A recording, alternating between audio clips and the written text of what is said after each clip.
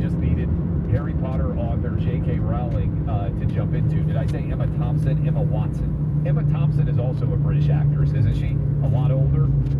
Yeah, all right. Well, that's a whip by me right out of the gate. Emma Watson. I don't know how many of you caught that, but thanks to the team for being on top of that. Yeah, Emma Thompson, much older, probably much less famous British actress, I believe, as well. But yes, Emma Watson, who played Hermione Granger in all of the Harry Potter movies.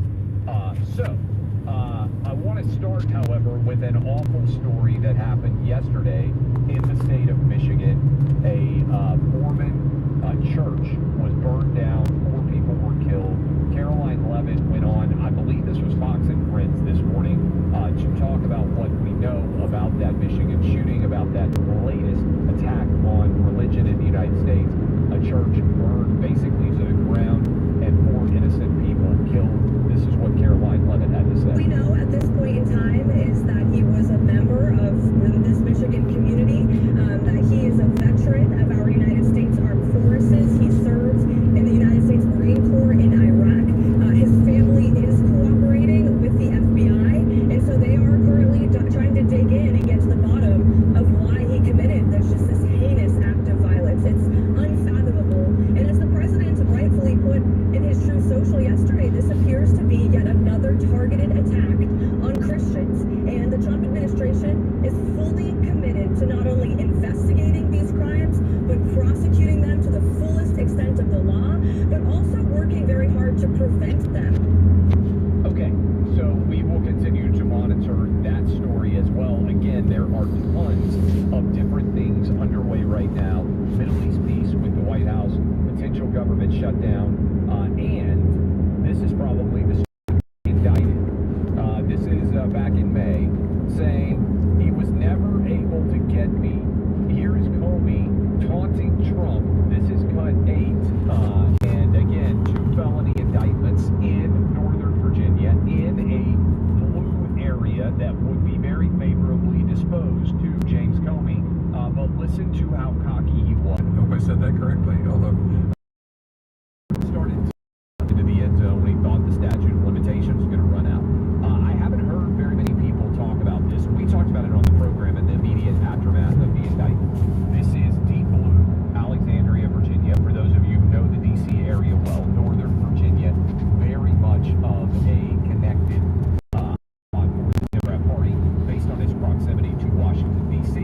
It's not as if they went to my home state of Tennessee or Alabama or West Virginia or Wyoming, some state that overwhelmingly voted for President Trump and got an indictment to a state that Trump lost. They had Virginia, who also have 5 points. They went into the bluest part of that state, one of the bluest parts of the country. And I think this should be hammered home more. I give J.D. Vance credit here. He's one of the few that's been pointing this out. For everybody out there saying, oh, this is unbelievable, this is unprecedented. We know they're liars. They didn't say anything when they tried to bankrupt the prison and kill Trump. But even if you wanted to make an argument that this was some sort of unprecedented attack on the norms of American life, that's already happened with what Democrats did. But they did it in a rigged jury pool that advantaged them massively. We got these double indictments coming down in Northern Virginia, where likely the majority of the people on the grand jury, probably the vast majority, this is 75-25 area that is in favor of the Democrat Party. The vast majority of these grand jurors that indicted James Comey were actually Kamala Biden, Obama voters. Here's J.D. Vance pointing that out, cut 11. This was a grand jury indictment delivered in Alexandria, Virginia, not exactly a hotbed of Donald Trump's political support. The people who are saying that this is all political, I mean, look, if you look at our track record in the Trump administration, there have been people who have been prosecuted, who have been political allies, who agree with our politics. There have been people who disagree with our politics. We're not letting politics drive this. We're letting the requirements of the justice system and the law drive this. And unfortunately for James Comey, when I look at this indictment, I see a guy who lied under oath. And he'll have his day in court. He'll have his opportunity to prove the other case in front of the jury. But the idea that this is driven by politics, I think is preposterous. So I think J.D. Vance is exactly right. Now, I still would argue that it's unlikely that we're going to see a conviction of James Comey, because the jury pool is going to be a 75% probably Biden-Kamala voting jury pool. Clock back in? And I think at least one of those jurors, I think James Comey, because I hate President Trump. And they're not going to look at the actual facts here. Also, we've got an Obama-appointed judge who I believe is going to be very favorably disposed towards James Comey.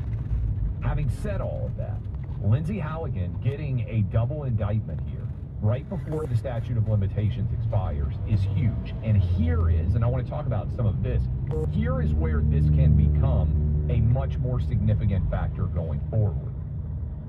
If they are able to get someone to testify against James Comey, is there someone out there in the FBI who has seen the light of day and is willing to tell the truth and knows that James Comey was encouraging leaks or leaking himself related to this Russia collusion hoax? Remember, that is what he is being prosecuted for, not even necessarily the leaks, but just potentially perjuring himself under testimony in front of Congress. The only ways that you can prove perjury, right, are circumstantial evidence. That is, all of the other factors that prove that someone knowingly lied, surrounding the lie, or, and this is a part of the circumstantial evidence, but direct evidence from someone who knows that Comey was lying. Someone who is testifying that Comey knew that his testimony was dishonest, untrue, in front of that congressional committee. That, to me, is one of the questions that I have out here. How are they going to put this case together? It's a challenging case. It's a challenging judge. It's a challenging jury pool. But Lindsay Halligan getting that indictment where she did up against the time frame is an incredible accomplishment by her, and I do think has set the table for there to be consequences for all of these acts that were put in place against President Trump. All right, no guest scheduled today. 800-282-2882. We'll take a bunch of your calls, a bunch of your talkbacks. Appreciate all of you. Again, tons of different current event stories that we are monitoring, including a hearing related to the Charlie Kirk assassination live that is also taking place out in Utah. I'm gonna have to figure out the live on my own time. We figure it out. We gotta figure it out. No, just how to, if I can get it to where I can play a game while just letting people watch. Go on YouTube and put in how to. Well, yeah, I already did that, and I figured it out by looking around. But now I just need to figure out if people are still able to watch or not, because I don't really see any like recording or whatnot. It just says that it was interrupted or something. You know, this is the I'll just have to look at it. Jonesboro, oldest town in Tennessee. You know that? I didn't know that, but I knew it was an old town. It's the oldest. It means it was the first town in Tennessee. It's pretty impressive. Go to the Alamo. Go to where Lewis and Clark walked next to the next to the falls. Yeah, but this is Tennessee. So this is Tennessee history. But what significant history does Tennessee have except for it to have an old town? Tennessee The history. city of Great Falls has Lewis and Clark Museum.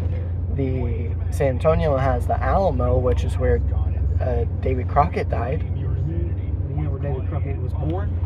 Tennessee. That's like really the only thing, but his house got flooded from Hurricane Helene. Oh no, that's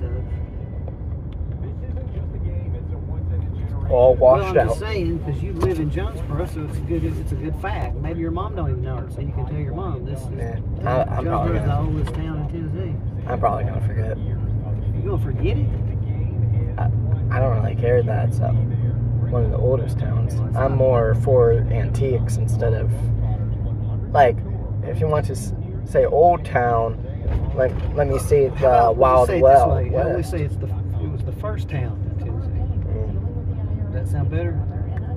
The first town better than the oldest town?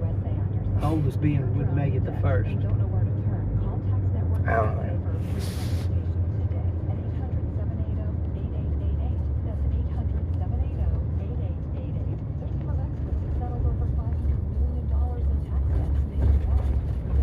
That bar needs to get fixed up. Well, I seriously doubt it. Anybody will do it now. It's in pretty bad shape. I'll just tear it down and Probably just tear it down. make it into a new building.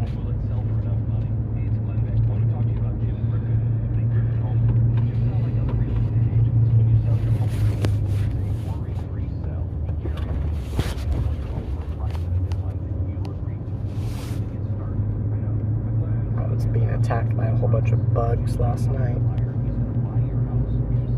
What kind of bugs? Mosquitoes. Oh, I have a really cool looking moth to show you. You have it? No, it's a picture I took. Oh, that's highly poisonous. It'll kill you. It's deadly. You say that about everything. That's a deadly moth. You say that about everything. Good thing you didn't get bit right. It'd kill you. You wouldn't even be lucky to be alive today, I'll just tell you that.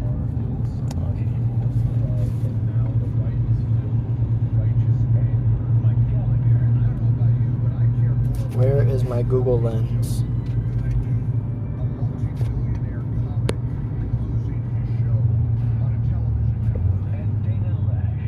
Millions of people who want to make sure that our rights to self-defense, our Second Amendment rights, are protected. News from home. The homeless situation in Kingsport, close to home. Greenville, which ranks 30th and 40th.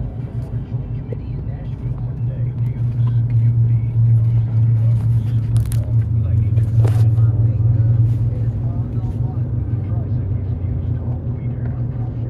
I wonder if they're here yet. Probably. Think? Yeah.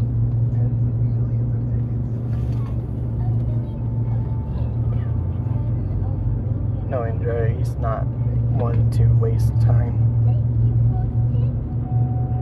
I don't think they are. I don't see their truck yet.